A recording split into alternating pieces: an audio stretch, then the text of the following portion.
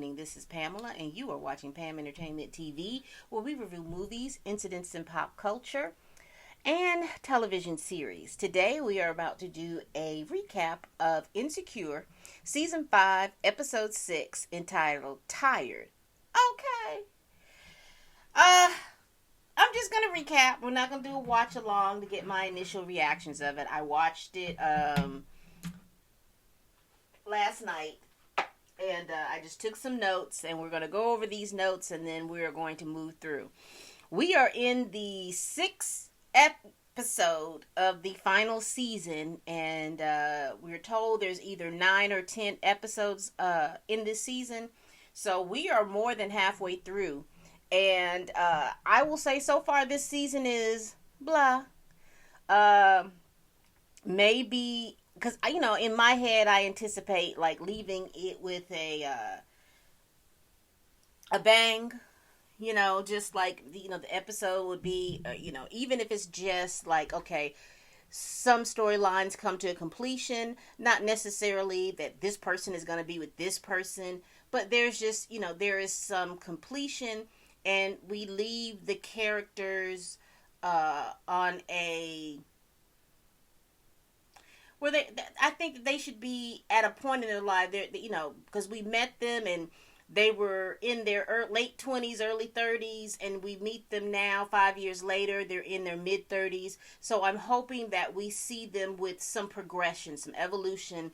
And if you look back on the seasons, we should see let's just face it, we should see some evolution or some development. Just either one of those things. So. We start off the episode as we left off with Issa seeing Candola and Lawrence. And so she goes down and she tells him, hey, let's not make this any awkward or anything like that. She came by and see the baby. And so Candola seems all excited that Issa wants to see her baby. You want to hold my baby? And Lawrence is, he's kind of happy, he looks a little happy, he looks happy to see Issa. I don't know if he's happy for Issa to see his baby, but anyway, Issa sees the baby. She tells her the baby is cute and everybody is all okay. And then next thing you know, girl, Issa done chucked that baby like a 3-point shot into the trash can. Condola's like, what the hell are you doing? And Issa talking about fuck them kids. Fuck y'all. And she kicks Candola into a bin, like they do, like a linen bin. And then she walks away laughing. And then Lawrence tries to say something to her. She's like, Lawrence tries to say something to Issa about what has just happened. And mind you, nobody goes checks on the baby. So then I realized, okay, this is like Issa in her head. And Lawrence says, Issa, she said, you want some of this? And he's like, nah. And so Issa walks away laughing, and then it is a dream sequence. Issa is sitting down in her home thinking about this incident. So I don't know if she just actually saw the baby, but she didn't chuck the baby, but she just saw the baby. I don't know.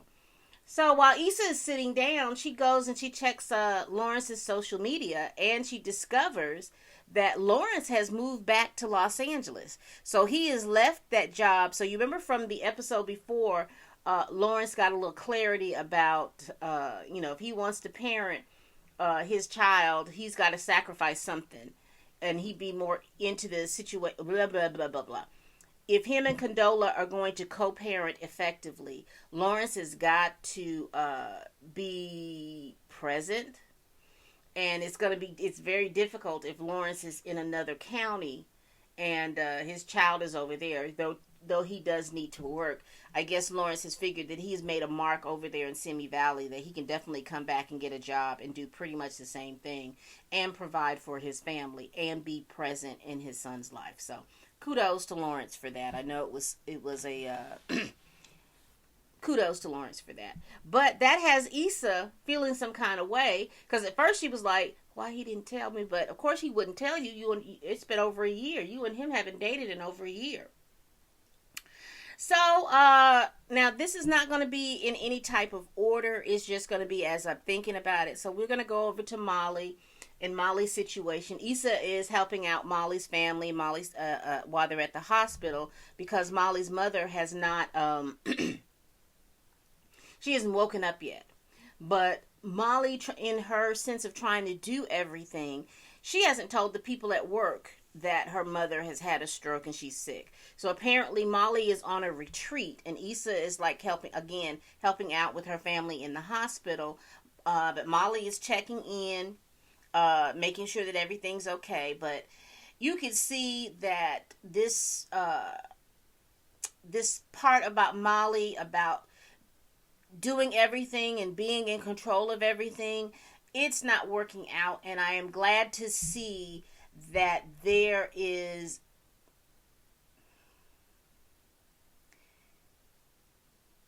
some part of her life is suffering because of it. Because Molly has been able to go through her life, being able to compartmentalize everything and to keep this from this and that from that. And so you never knew that there was, even if she was having any issues, you didn't know, because she was compartmentalizing everything and moving and doing everything and trying to operate at a high level. Well, it's not working right now, because again, when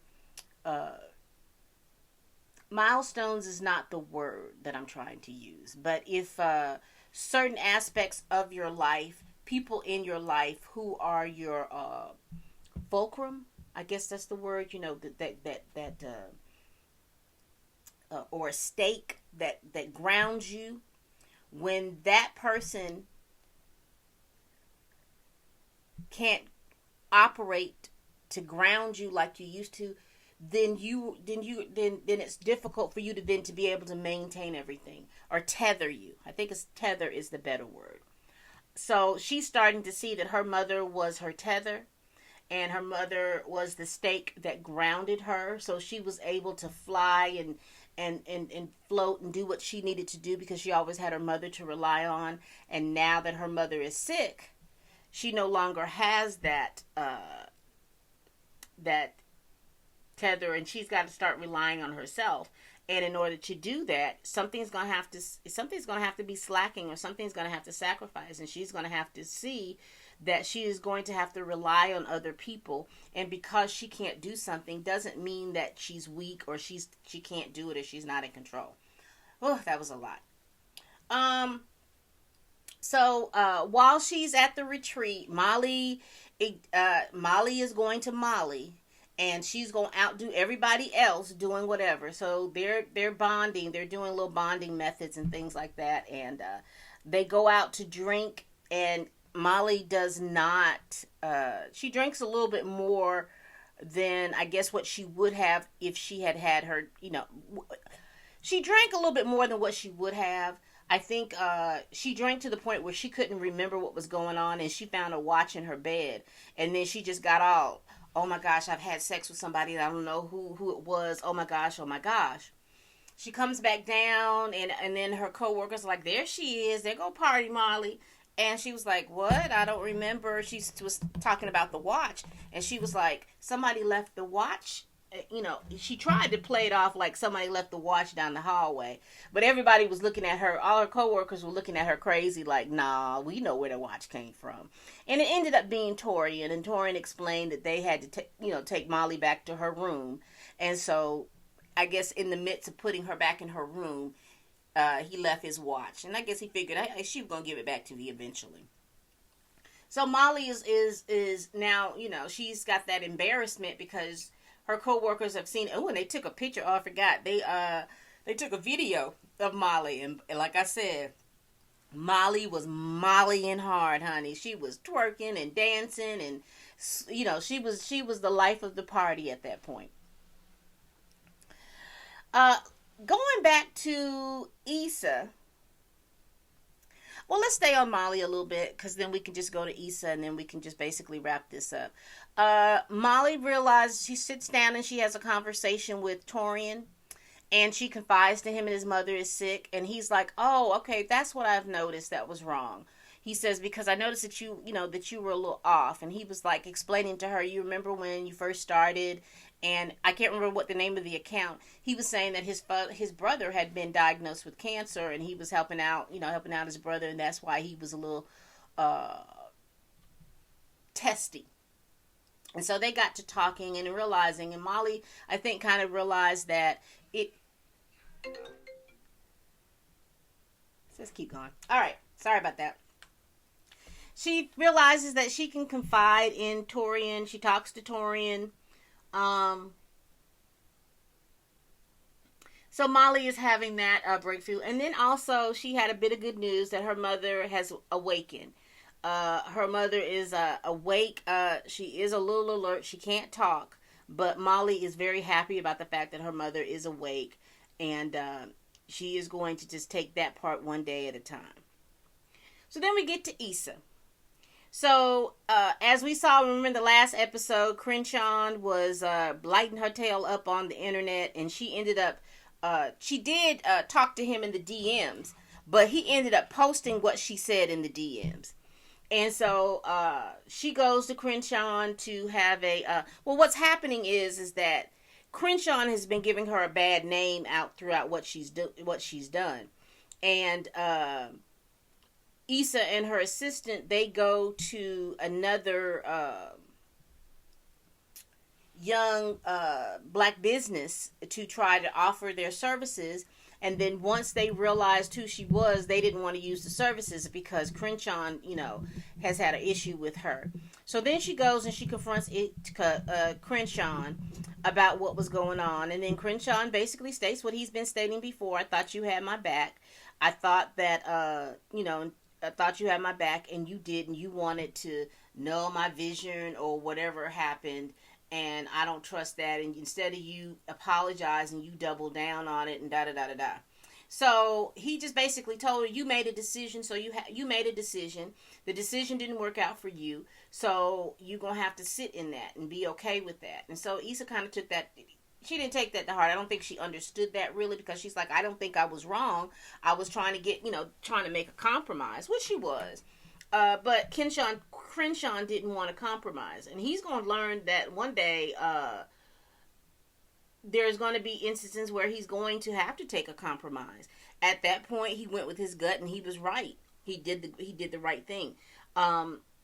So both of them, I think that there's going to be a lesson learned or something like that, but they just kind of moved on. Then it comes up to, she's still thinking about Lawrence and Candola. She goes to a takeout restaurant to pick up some takeout. And then she's confronted with Candola. And Candola tells her, everything is going really well with Lawrence and I. I'm the better choice. I am the best. And we're getting married and da-da-da this and da-da-da that. And Candola ends up punching Issa into the trash bags. Wow. I found out later that Kelly, the person who plays Kelly was the one directing this show. So that's why it had all these little comedic instances in it. Comedic scenes. So then we get back to Issa and Nathan, and Issa is she's a little salty about her last conversation with Crenshaw. She comes home, and Nate is a little, he's a little testy. Now, the reason why Nate is a little testy, we find out there was another scene that we see that Nate is in the shop, and one of the barbers, who apparently is a very popular barber, and he is the barber that brings in a lot of celebrity clients or celebrity adjacent clients into the shop. Well, he can bring them in, but his business acumen is that he's late. He's not there. He's not there, and then his clients are sitting down there waiting, and he had one client been waiting 40 minutes. Now, I'm going to tell y'all, listen. Y'all new stylists, and you new barbers, and you new things, that's that BS from of old. Y'all don't do that. What is precious to people is their time. Don't waste somebody's time. If you know you've scheduled an appointment for somebody at 8 o'clock, you should be working with them at 8 o'clock, no later than 5 or 10 minutes after 8 o'clock, regardless if you have a client or not, because you're supposed to be able to conduct your time in a sense that you'll be able to get that. All this double, tripping, and quadruple booking of stylists and beauticians of the old, don't do that, because that's how you lose clients. That's why they were double and triple and booking, because they didn't understand time. Don't waste anybody's time. If you've got a client that's supposed to be there at 8 o'clock, get that 8 o'clock client, get that 8 o'clock client service. And if you schedule somebody to come at 8:30, you should be finished with your 8 o'clock client before you start on somebody else's, your new client. Okay? Learn how to book. I hope they have scheduling in beauty schools and barber schools. I hope they've taught y'all about scheduling and, knowing how long it takes for you to do a service and schedule accordingly.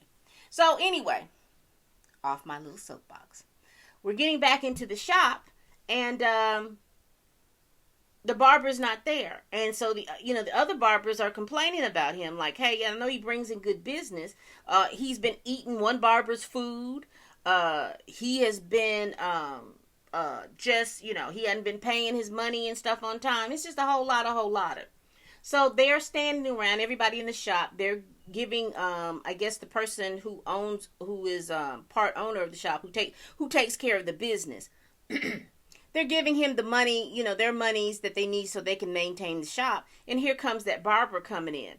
And so they're like, well, so-and-so, you need to put your portion in. And he's like, well, Nate got it. And Nate was like, I don't understand. He says, let me back up, because before I got on my soapbox, because the barber didn't come in and because he was 40 minutes late, Nate took one of his clients, because the client was like, well, who's going to do my hair, because I really do need to get out of here. So Nate was like, okay. Now the barber that was taking the money, he looked at Nate kind of funny, because I think it's an unwritten rule that you don't take another man's clients. However, if the client says, I need somebody to do my head and I need them to do it now, what are you going to say? Oh, I'm not going to do it? I don't understand that logic. You don't want to, if that client bad mouths the shop, then that messes all y'all up. But go on with your rituals and your unspoken rules, child. I mean, I understand them, but in that instance, when you're talking about business, that's how that may be why a lot of shops close. You'll have a shop hot for a year, and then the next year you don't see them anymore. It's because, if you've got one barber allowing for your clients to sit there and not be serviced, word of mouth gets around that, hey, you don't need to go there because they're not going to take you in. They're not going to do those things. So that's just off my soapbox. Back to Insecure. The barber tells Nate, well, since you're taking my clients, you could pay my portion. And Nate was like, no, I was just trying to help you out, because he wanted someone to do his hair. Well, that's something that, and he gets into that, what I just talked about. You just don't take another client's da-da-da-da-da. And everybody's like, hey, whoa, no, we was trying to help you out. And he was like, you can't be helping me out. And then he calls Nate, says he's mentally ill, or goes off on him like that. Absolutely crazy. The barber in question, you remember last episode, the barber that came with the pizza late, that's him. So we already knew it was a setup that he was always going to be late. We see that now with last episode, and now we see that why he was unreliable. So, that is the reason why Nate is a little salty. So when Issa starts talking to him about their relationship, they just go back and forth this awkward, like, I don't know, we don't know where we're at. I tell you that I love you, but then you don't say anything. And then we're supposed to go slow. And then we're supposed to, be intense. And then when I'm intense, you want us to slow down. This was indicative because they had a sex scene where Issa was on top riding him to, like she was Paul Revere, and she was asking him questions, and he was like, it was an awkward sex scene. It was just awkward. But anyway, that is pretty much the episode. It was okay. It wasn't, it was okay. It was funny. Those two little scenes where Issa and Candola were in it were funny, but it was. I don't know. I think basically what we're going to see. I don't really know. I don't think from if Issa and Nathan don't get control over what's going on and be able to talk to each other about what's going on in each other's lives, I don't see this relationship lasting another episode. I believe that Issa's gonna get her business life straight. Uh, Molly is going to have to make some decisions because it appears that her mother is going to need a lot more care. So we'll see. That was the episode. That was the recap. Give me a like, a thumbs up. Give me a comment below. What did you think about the episode? What did you think about the comedic scenes in the episode? What do you think about Issa and Nathan's relationship? What do you think about that barber and how he went at everybody else in the shop? What do you think about Molly? What do you think about Molly and Torian? Because they would make a good couple. If you're just looking for couples, if we're looking for Molly to be coupled up, but you know, I hope they become friends before they start wanting to couple up. Tell me what you think. And we will be back here next week, this time again. All right, people. See you later. Bye-bye.